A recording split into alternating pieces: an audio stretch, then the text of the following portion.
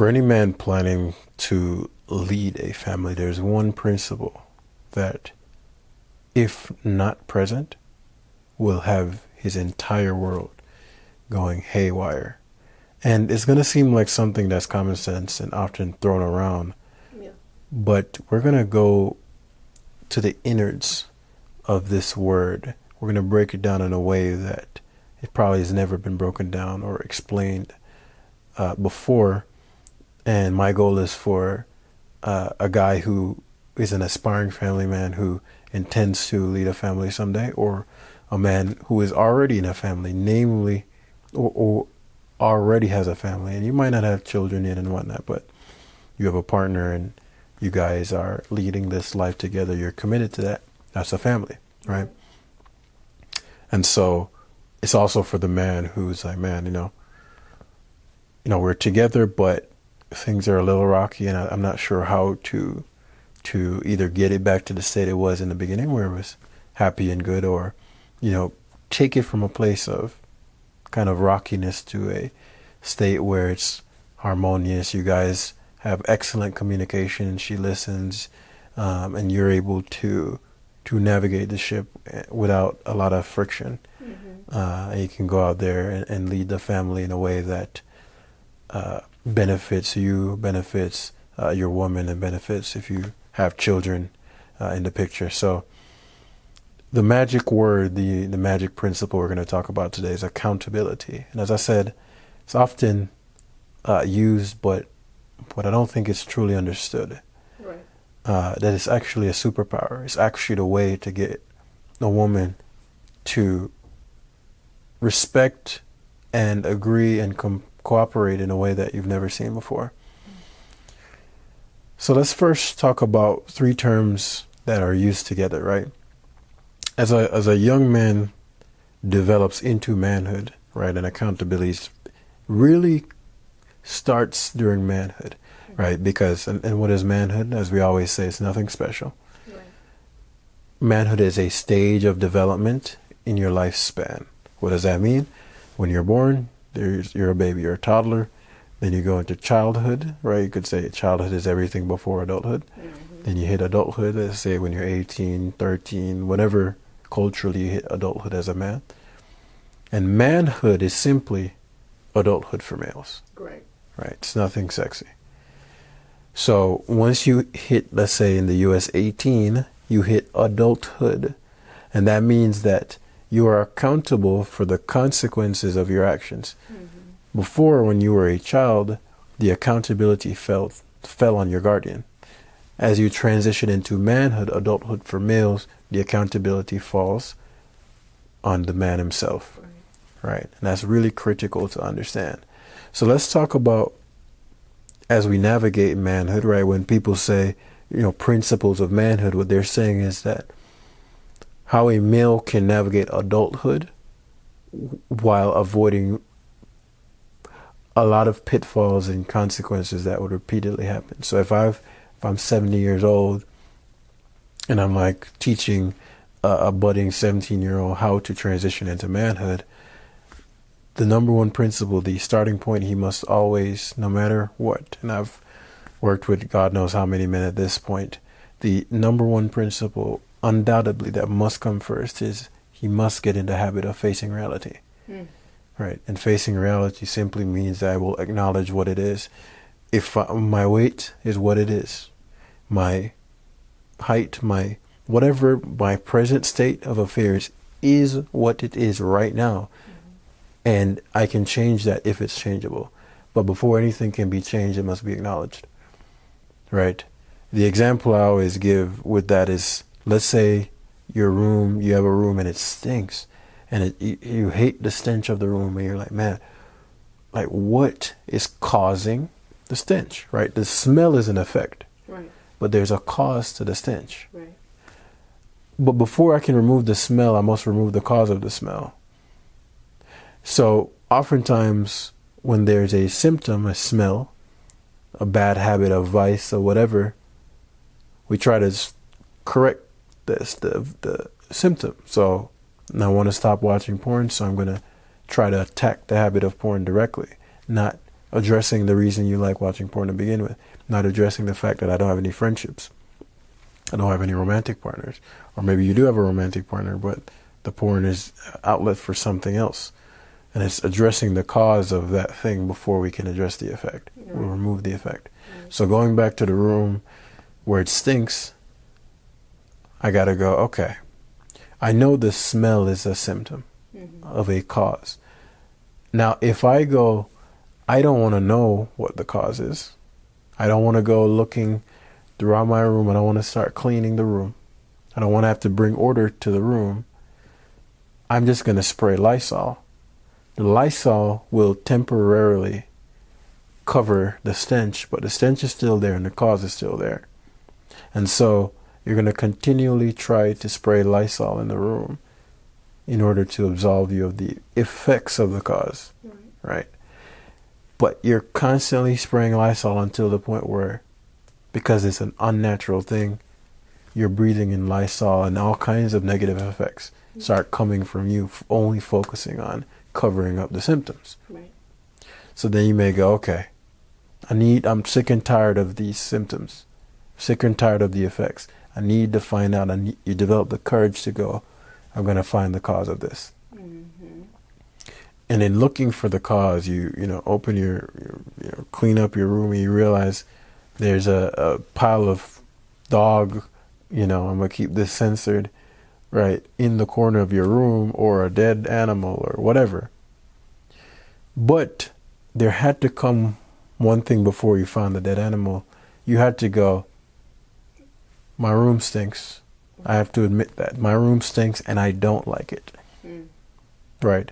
Because your roommates think, oh, it's not so bad, That is a violation of the first principle of navigating as a male during adulthood. A man must always, number one, always face reality. What is the reality right in this moment? Mm-hmm. No pretending, no denials, no nothing. It's not going to feel good all the time. But I must acknowledge the truth in this moment. Mm. So my room stinks, but it doesn't only stink, I don't like it. And I'm afraid to go look for the cause. Reality. Now, from that place, I've acknowledged my fear, I've acknowledged the stench, and I've acknowledged that I don't like it, how I feel about it. Mm-hmm. And now, I'm like, okay, I just sat with that truth. And as we talked about in the last one, allow the emotions to come up. A sovereign man is a man who is in tune with the emotion, not a man who avoids the emotion. A sovereign man is not a cowardly man. Mm-hmm. So we don't run from the inner feminine. So it's like, okay, what are you saying to me right now? You don't like this state of being. Okay, now I got to go dig through the room. I find the dead rat or whatever it is. And now that I see the cause, I have to courageously make the decision that I'm going to grab a bag, gloves, shovel, whatever, and I'm going to remove the pile of poop. I'm going to remove the dead rat. Yeah. That's likely not going to be pleasant. You probably want to be doing other things with your time, right? I don't know too many people who like spending their weekends shoveling, again. Dog poop. Right. So, but there has to be a courageous effort to go, I'm going to find the cause of this, rather than focusing on the effects or saying the effects, which is where the accountability are going to come from. The effects that are there are not your fault. Right. So in that, we're going to go to the three things that are often used interchangeably. Right. We often hear the words blame, accountability, who's going to take the blame, who's going to take accountability, and who's going to take responsibility. Mm-hmm. Those are typically used interchangeably. Right. I don't want the accountability, or I don't want blame, or I don't want responsibility. And for the longest, as I was writing a book called The Man's Creed, those on YouTube they have access to the audiobook version of this. And since then, it's evolved into a new book that will be coming out. And so, but in that, in the initial version, it had 7 principles. The number one being you must face reality. But in that, the second principle is taking responsibility, right? And in it, there was a chapter that described the difference between blame, accountability, and responsibility. See, blame is when we are talking about who caused or what caused the problem to begin with. Right. Blame, the cause of the problem. Accountability is about who's going to suffer the consequences of the problem. So there may be someone else who caused the problem, but the person who takes the consequences of the problem might not be the same. Right. So if a child does something, he may be to blame on one level of analysis, we'll get into it, technically speaking. So if a child at school comes and he's swearing like a pig, right? And as a result, swearing like a sailor, but as a result, that parent takes accountability for the child's swearing. Now we think about it as the parent takes the blame, but technically the parent takes the accountability. The child is the one saying the thing, right? But the parent has to take accountability. Now you can have another level and go, well, the parent is to blame too because they're a cause beyond the cause. But technically speaking, the child takes the blame. The parent takes the accountability. Now, responsibility is who's going to fix the problem. Right. So blame's who caused it. Accountability is who's going to suffer the consequences of it. Responsibility who's going to fix it. Now, sometimes this one person is on all three layers, but sometimes it's not the same person. Sometimes someone caused the problem. Someone is going to take the blame for the consequences for the problem, and someone else is going to fix the problem. Right. Now, as a man leading a family, when you take responsibility, it means that as the leader of the family, you are responsible for fixing the problems that of the people you're responsible for, namely your woman and the children or whoever else you're covering or governing, right? And so if that's the case, and that's the job of a leader, we can think about a company. You have a bunch of employees. If Coca-Cola, someone does something, an exec of Coca-Cola, technically speaking, Coca-Cola, the company, didn't do it. Right. The executive did it. So he's to blame, but Coca-Cola is responsible for fixing it. The company, not the person. 99% is not the person. That person will get fired. They'll be held accountable. But they're not responsible necessarily to fix the problem. Coca-Cola as a brand, the other people will have to fix it, because now if they don't step in and sort out the issue, they all suffer the consequences along with the person who's to blame. Right. So when we think about that, especially as a man leading a family, a man leading anything, you start to think about it and go, what does it look like when I don't hold myself accountable, or I don't hold the people I'm responsible for accountable? Right? If I have a wife or a girlfriend or a partner, whatever that looks like, or child, and they do something and I'm solving it, but I never hold them accountable. I never let them become aware of the consequences of their behavior. Right. I never go, we're going to have to talk about this. Right. And guys complain often that women struggle with taking accountability, which is not false. Right. It's not false. Trust me, guys, I understand on a spiritual level. Right. However, that's no excuse for not administering accountability. A lot of times that may look like your sweetheart daughter did something, and there has to be a moment where she understands the relationship between the mistake she made and the consequences of that. Otherwise, as a leader of a family, you'll be training the person to think my negative behaviors have no consequences.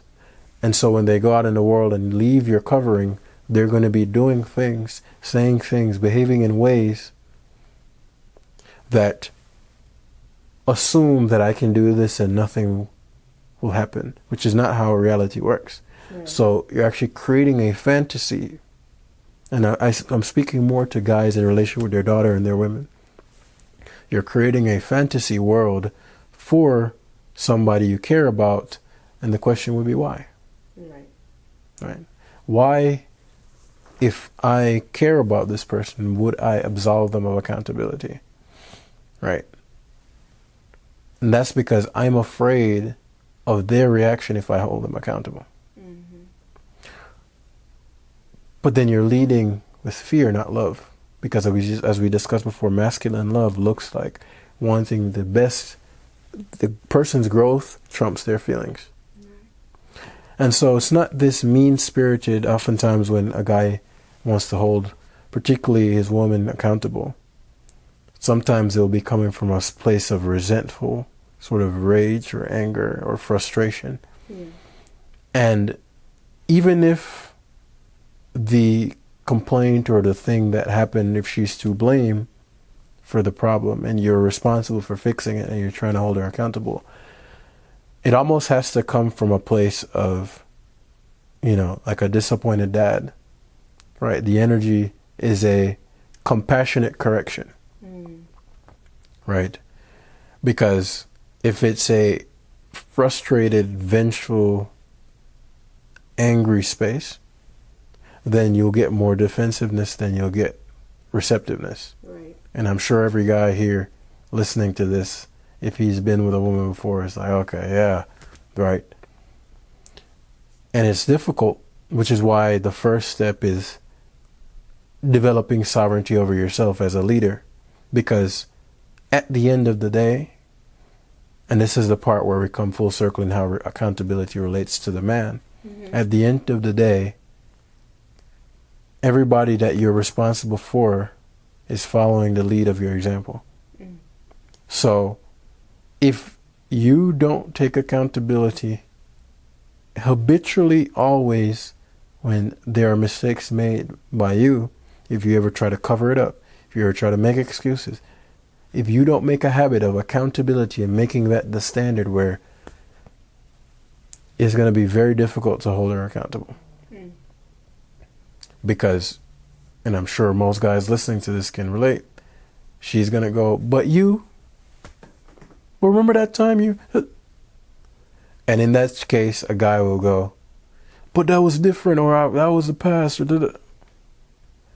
In that moment, because again, a woman mirrors, the feminine mirrors.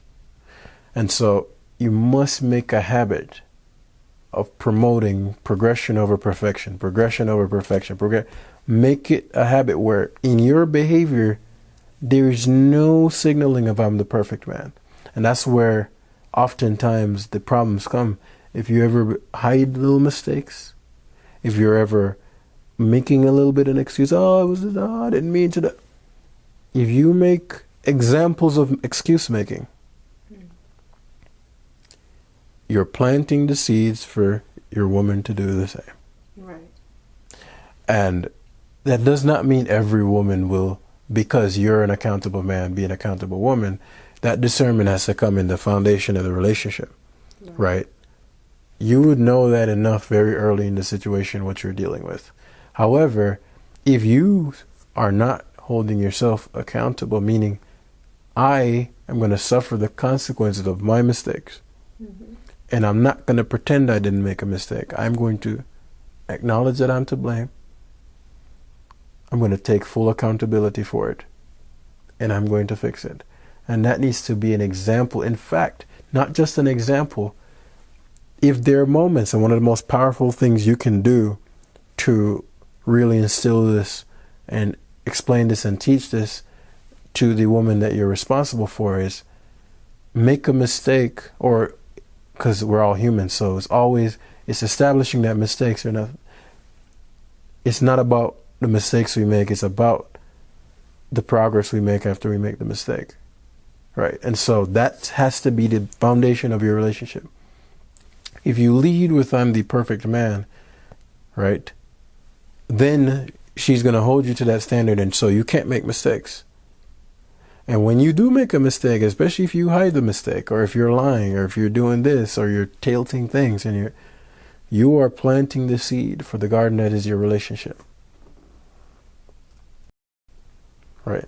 And it's very critical. Right. My objective with this content is not to say that everything that happens to a guy having to do with his woman is the guy's fault, meaning he's always to blame. No. However, and this is where the value of accountability comes in.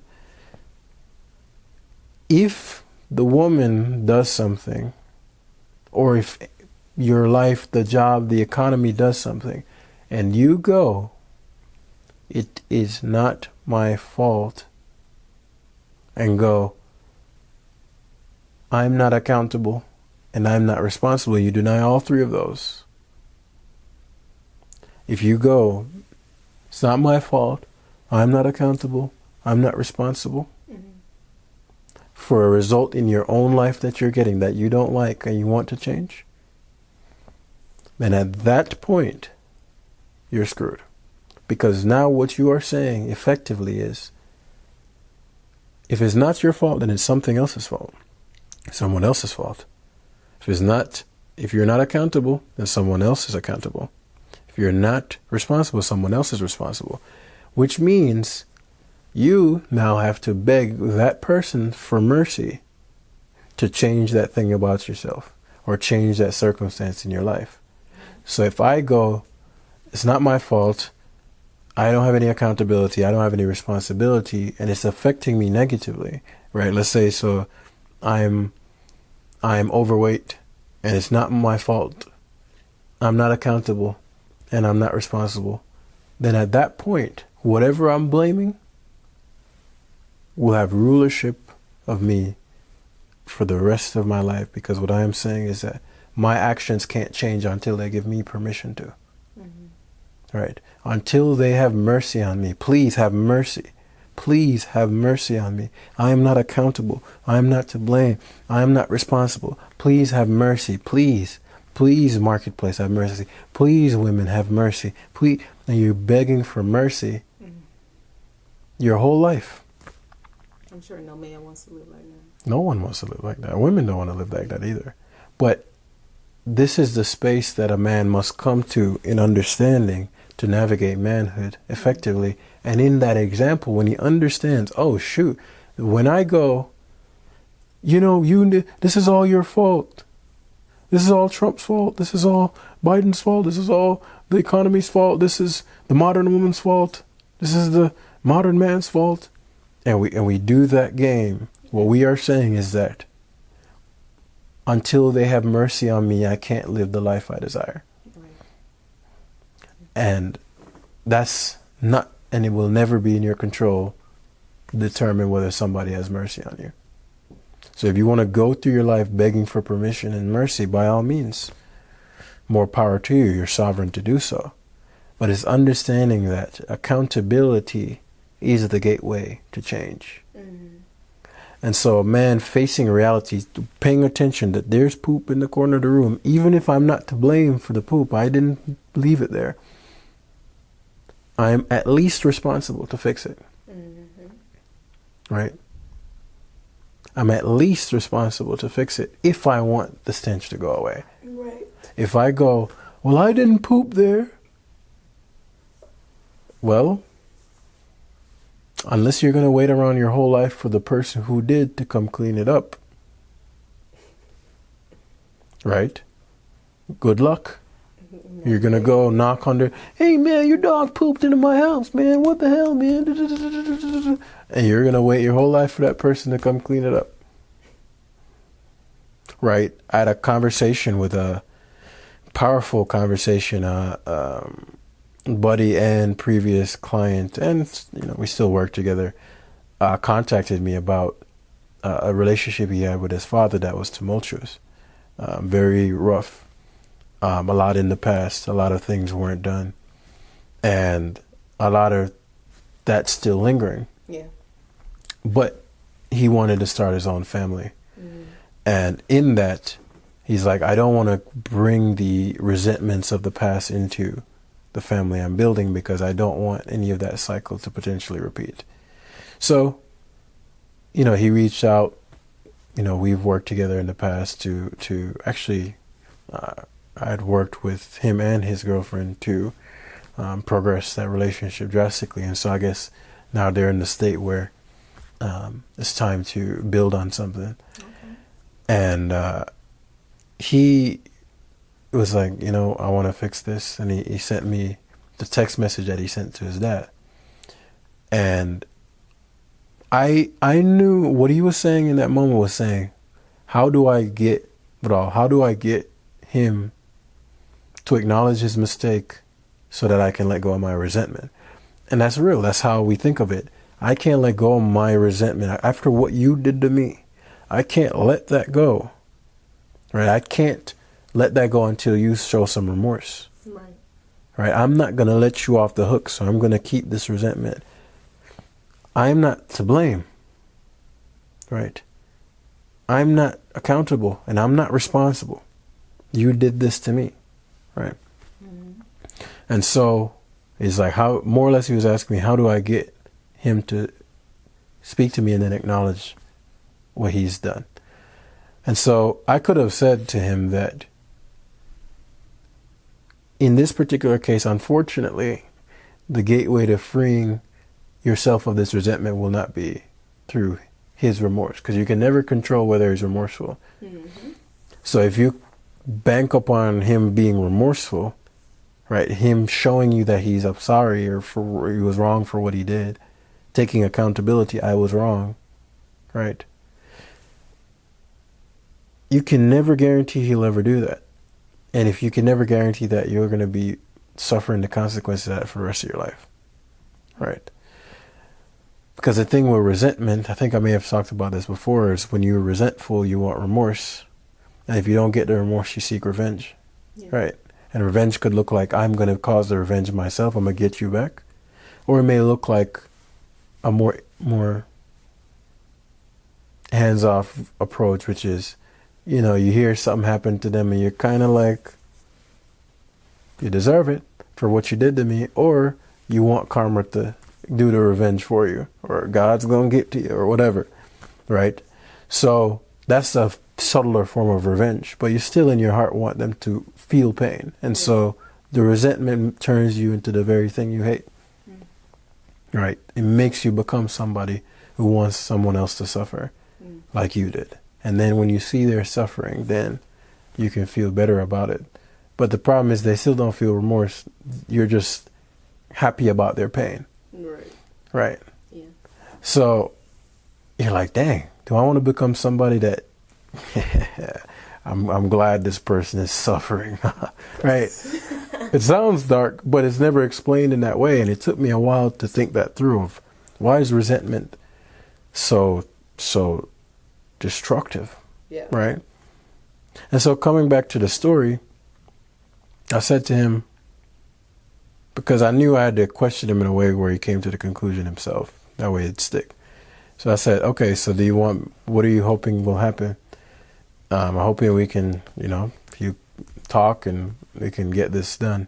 So I was like, okay, cool. So, repeated that. And it's like, so are you hoping that through that conversation, then he'll show some remorse, right? Mm-hmm. Yeah. And then when he shows remorse, then you can finally forgive him or let go of the resentment. Yeah. And he's like, so then I summarized, so it's like, so you need him to do that for you before you can let it go. And he's like, so what you're saying is that I got to figure this out myself, right? And I'm like, I'm not saying anything.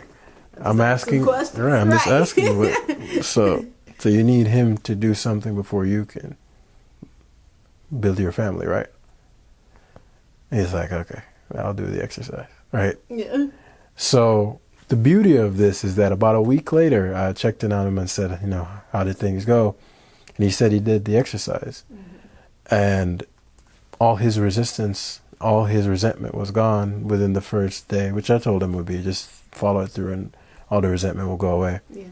And all the resentment went away. And funnily enough, as you know, about 2 days later, him and his dad ended up meeting up. And I asked him, so when he met up with you, by the time he did that, did you feel the need to have the conversation anymore? He said, no, all the resentment had been released. And he's like, it was weird. It was more like the conversation was more for him than for me. Wow. But it was a bonus. We got to hash it out. And within a few days, right. Yeah. And that was about 2 days after I spoke with him, but I hadn't checked in on him until about a week later. Mm-hmm. And now he's able to move on and have a positive trajectory and build his family from a stronger place and potentially even having the child have a relationship with their grandfather. That's right. But why do I mention this? In this story was responsibility. Mm-hmm. He thought he needed his dad to take accountability, to take the shoulder to blame, to admit he was wrong before he could take responsibility for the release of his resentment. Mm-hmm. That makes sense. But the responsibility was always his. It will always be his. But had he gone, no, I'm not going to do it until then, for the remainder of his life, he could do nothing more than ask his father for mercy. Mm. Father, please allow me to build a family. Father, I just want to build a family. Please apologize so that I can let go of this resentment. Please, please, please. That's all a victim can do. Yeah. If you're my victim, I'm your master. Mm-hmm. I'm your oppressor. Mm-hmm. And the only thing a victim can do is beg for mercy. That's it. But victimhood feels so good. Mm-hmm. And as we described, it's sort of like the feeling of, it's not my fault. It's not my fault. It's not my fault. And it's like a sweet cake that you take a slice of. And whenever you don't take the blame, you don't have to deal with the pain. Because when you take accountability, you're like, dang, I had a part to play.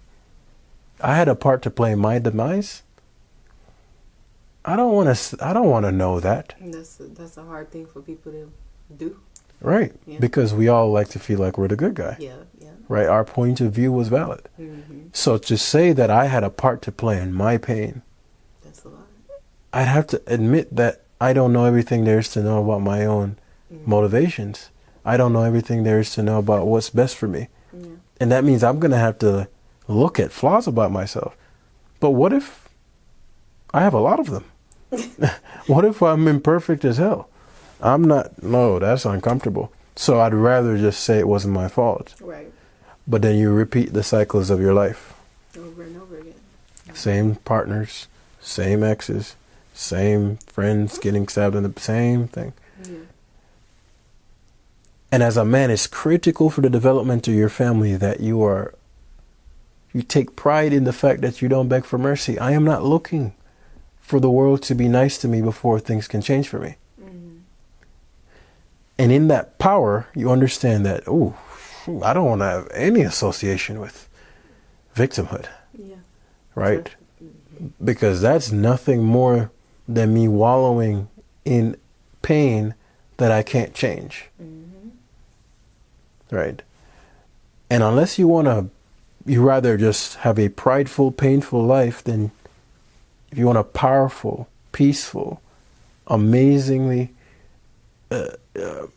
abundant experience of existence, then you got to be the center of the change that you desire. Because nobody's going to change it for you. I guarantee that. Yeah. Right? So, if that's the case, then I got to go, okay, victimhood is actually a disease of the mind, of the psyche. And unless you want to infect your family with a disease, then I suggest as a man leading a family, you start taking responsibility and accountability and holding those you love accountable, because that's true masculine love. If you teach them that accountability does not exist, to avoid the argument with your woman, or to avoid your daughter's crying or your son's da da da, you never hold them accountable. Right? And again, it's from a space of masculine love that, again, looks like compassionate correction. Right? But you must also be an example first. You cannot correct somebody about something you're doing yourself. Right. So make sure you've checked yourself. You must check yourself first as a man leading. Check yourself first and check yourself publicly. Do not check yourself in the dark. Check yourself. Actually, I made a huge mistake. This was all on me. And make that a habit. Because that's a place of power, even though men have been taught that's a place of weakness. Yeah. Right? It's not your fault, buddy. Unless the person that's telling you it's not your fault is going to change your life and make it better, I suggest you don't listen. Right? Unless they're coming to better your life, I suggest you don't listen. Right? And this one is big, especially for my ladies out there that understand that when you go, well, it's their fault and it's this fault and this person's fault, and you avoid that accountability, you have no choice but to go around living a painful existence. Yeah, you're going to get the temporary fulfillment of going, it wasn't my fault. I had nothing, no part to play in it. It was the man. And yes, men are responsible for the leadership. So in some sense, that's true, but you remain powerless. Yeah. And you're going to have to pray, get on your knees and go, Lord, please send me a man that won't do this. Lord, please send me a man. But you continue to choose the men that continue to do the same thing you hate. So it's like, okay, if I want a new experience of life and I claim that I am the reflection of what I get and I manifest, right, what I am, then I got to go, what am I? Who am I? Right? Yeah. And in that who am I, you're going to see some things you probably don't like. You're going to have to acknowledge some things you probably don't like. And then in that accountability, then she can transcend and get what she truly deserves. Right? And it's understanding that accountability, right, especially if you're single and you don't have anyone to deal with the responsibilities of you, a lack of accountability is guaranteed destruction. Because you've been taught that what you do and the consequences of what you do are not connected. But they are, as Ayn Rand says, you can avoid reality, but you cannot avoid the consequences of avoiding reality. And so, unfortunately, a lot of women today are in a space where they struggle with going, man, I had a part to play. I didn't do the right thing right there. And that pushes away people who are accountable. And so when she's radiating a lack of it, she attracts men who lack it themselves. And you don't want to be paired with a man that lacks accountability. Right? But if you want that kind of man and to be paired with that kind of man, then there has to be some starting point on that. Then when you go under his covering and you follow his lead, then at that point, he will be responsible, right? He's going to take on the leadership position. The woman will take on the supporter position, which allows her to be in that softer state. Because if she takes on the leadership position, or the nonsense I hear today of being equal leadership, I don't know what thing or what company has two people equally in charge of the same things. Now, women will have leadership in different areas of the relationship. There's certain aspects that she is more knowledgeable about, right? But then in terms of the macro vision, the man is responsible for that. If he is not in charge of that, then she will have to be constantly vigilant, constantly in the masculine, hard state. So if a woman desires to be in a softer state, to have a more inflow experience, then the man has to control the structure. Or she will never get access to a soft state. Right? The soft life. Right? That doesn't look like merely just like like a day of. Yeah, it's some for that to be a lifelong thing. There must be that harder energy surrounding. If anything in nature, if you think of it, it's only soft because it's surrounded by something hard. Right. The hard thing allows the thing in the center to remain soft. Right. Even how the woman's body is designed, the vagina itself is internal and soft, but it's not seen because it's surrounded. Right. Whereas the masculine sex organ, if you think about it, is external and hard.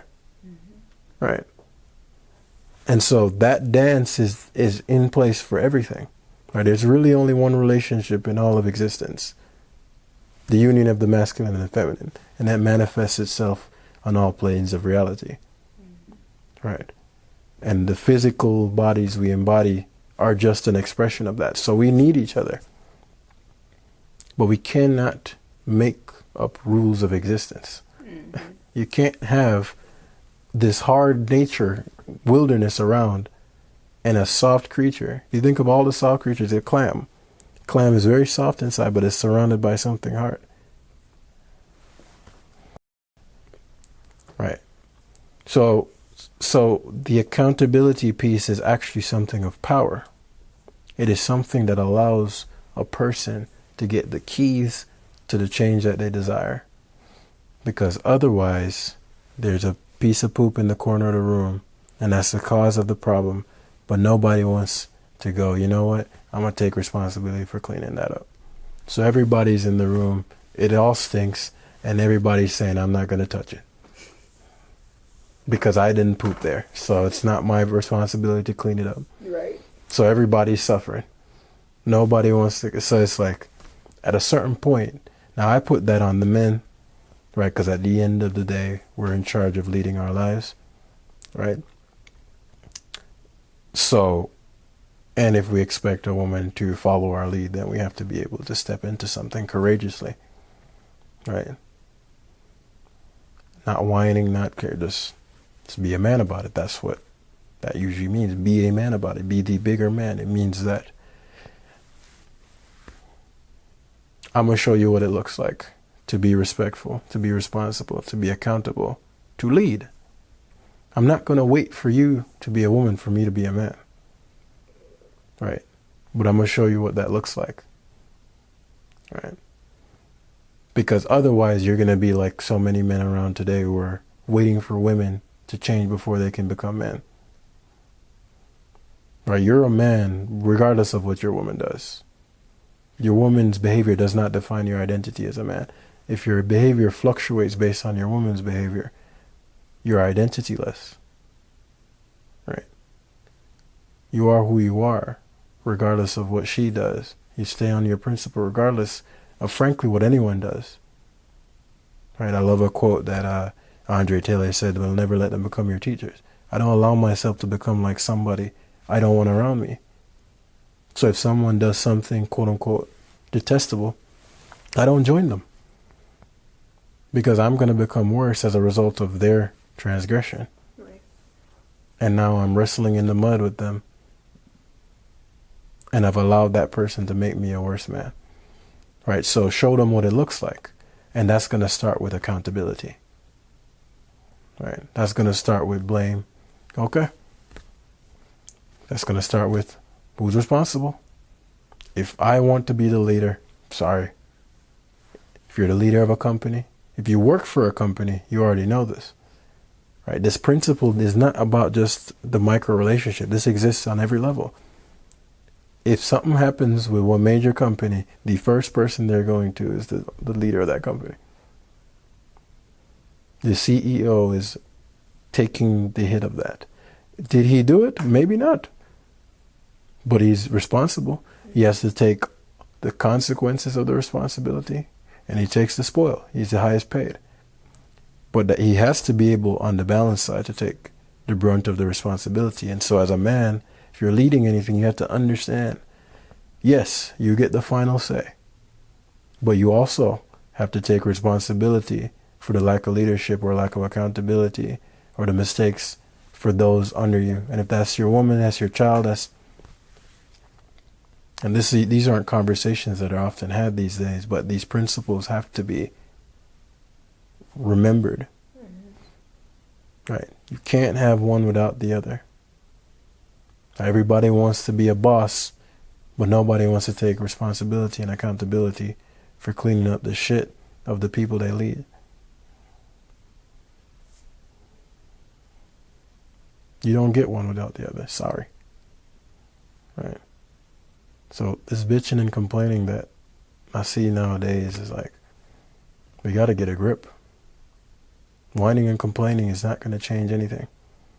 Now, if you want to just be a bitch, then go be a bitch. But don't complain about the fact that you're not getting the results of a king when you're being a bitch.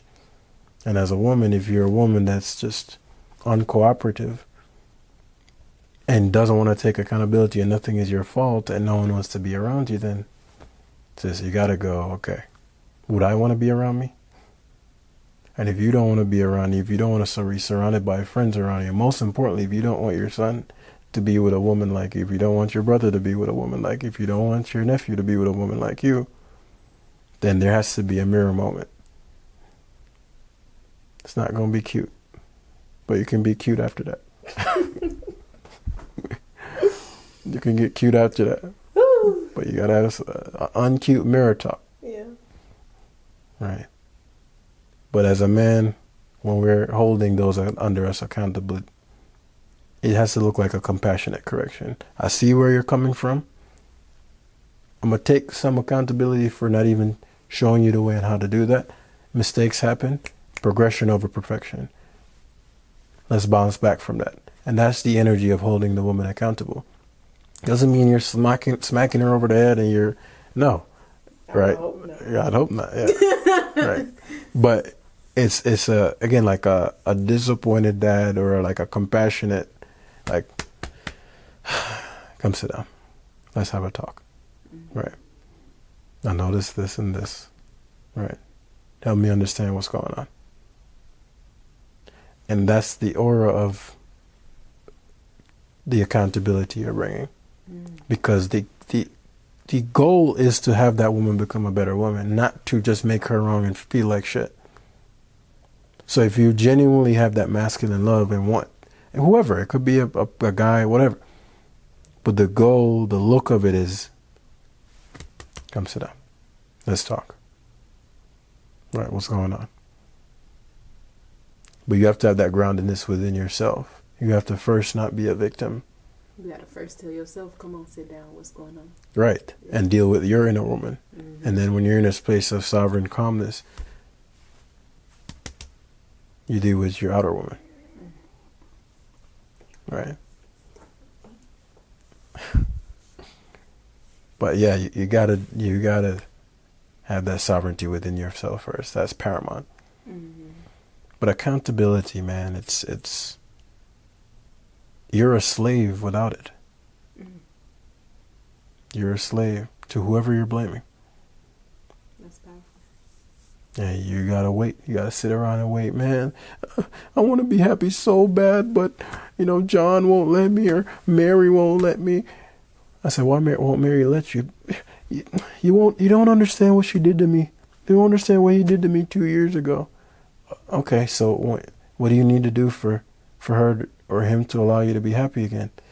I don't know. If they would just say sorry, if they would just, I said, okay. Like, do you have any idea when they're going to do that?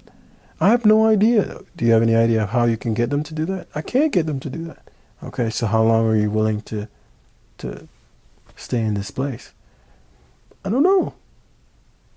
And there goes 10 years of your life. Just like that. Relationships you could have had, joy you could have experienced, but everywhere you go, there's John and Mary in your head. And we feel justified in that. And we go around people, yeah, they're so wrong. Yeah, they shouldn't have done that to you. You feel, yeah, right? And you feel, right, that. But then you're stuck in the same miserable hole. But the miserable people that are egging you on And do you want to feel right? Or do you want to feel joy? I want to feel joy. And sometimes it's going to look like not waiting around for people to show remorse. Mm. Sometimes it's going to be like, man, what if I'm not a victim? Damn, I can't be a victim and happy, can I? Exactly. I'm going to have to pick? Come on. But it's not fair. Yeah, it's not. But then you develop what we're all after, which is the ability to be in a powerful state where shit just bounces off. Mm. And people are like, how do you do it? I'd have been mad for 2 weeks if somebody did that to me. And then you get to a place where you're like, they didn't do anything to me. Mm. They did what they wanted to do. They didn't do anything to me. They did what they wanted to do. And in doing what they wanted to do, they revealed who they are. And so now it's a blessing that we get to separate from each other. Because I only want people who want the best for me like I want the best for them. And that's the power of accountability. They didn't do anything to you. You're not a victim. They did what they wanted to do. They revealed who they were at that time. And the reality is that we've transgressed on people before.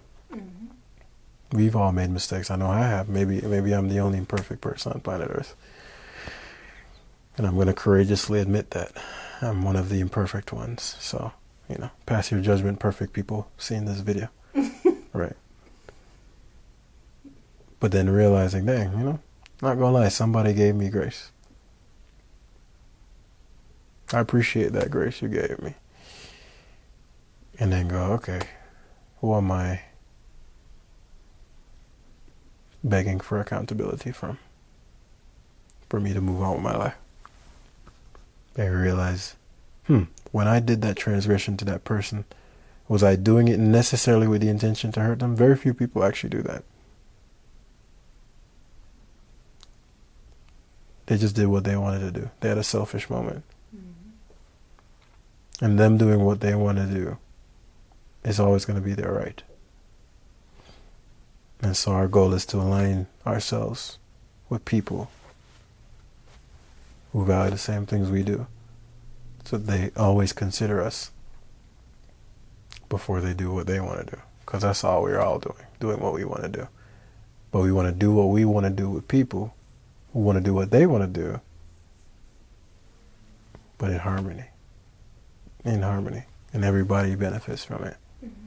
Because I'm not going to do something I want to do that hurts you. Right. I'm going to consider you before I do what I want to do. At least consider you. Consider how it's going to make you feel.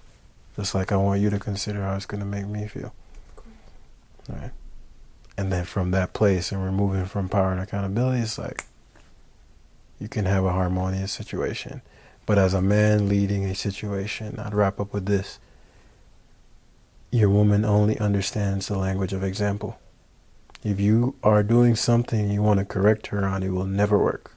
And gradually she's losing respect for you and resenting you. And it's been a year, it's been 2 years, it's been 3 years. And you'd just be surprised how much will get fixed by swallowing the pride and going, let's have a talk. There have been a couple of things that I've been doing that I'm not proud of. I'm not looking for forgiveness, but I'm here to own up to what needs to be said. Yeah. And this doesn't make me look good. I'm not proud of it, but I'm going to acknowledge the mistakes I've been making. Mm-hmm. Boom. You'd be surprised how much better the situation turns. You're not doing it because you want her to be accountable back. You're just showing her what accountability looks like. You're showing what leadership looks like. And then, over time, you'd be surprised how often she'll follow your lead. So, guys, it's not a weakness, it's a strength. So, unless you want the people's lies that are out there telling you it's not your fault, you're a victim, then I suggest you start taking power back into your hands, because you're not getting any younger. So with that, hit the like button if you made it this far. Comment. I'd love to hear what you thought. And I'll see you in the next one. Thank you.